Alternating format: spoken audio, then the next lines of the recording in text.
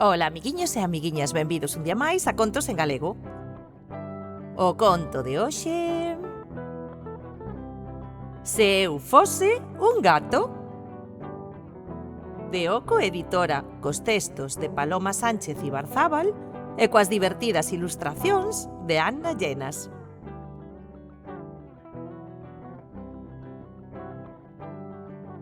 Que pasaría se foses un gato? Se eu fose un gato... Non me gustaría saír a pisar os charcos os días de choiva. Preferiría miañar xunto á chiminea. Non me gustaría que me levaras a patinar sobre o xeo, senón a pasear polas varandas dos corredores.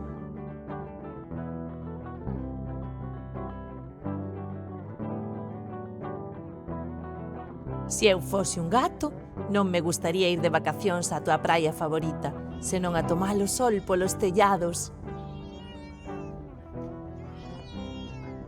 Non me gustaría xogar con globos ni con pistolas de auga, senón con madeixas de lá. Non me gustaría que me puxeras lazos para demostrarme canto me queres. Preferiría que me fixeras cóxegas no bandullo.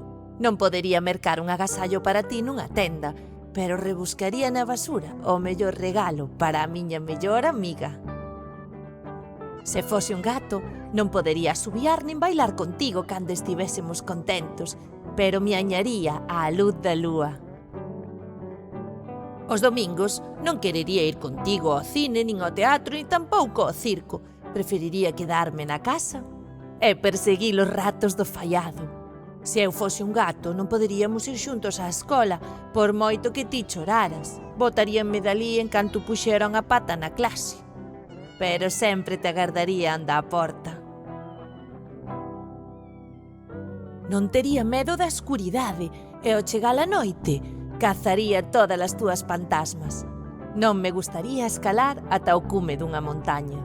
Preferiría agatuñar polas ramas. Se eu fose un gato, non podería aprender as cores, por moito que insistiras, porque un gato veino todo en branco e negro. Non me gustaría que me agasallaran un can como mascota. Preferiría un paxaro ou un hámster, aínda que, sendo un gato, creo que sería mellor non ter mascotas. Se fose un gato, o día do meu aniversario non querería unha torta, nin caramelos, nin agasallos. O que máis me gustaría sería un bo peixe.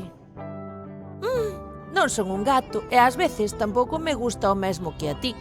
Pero se fose un gato hai unha cousa que non cambiaría.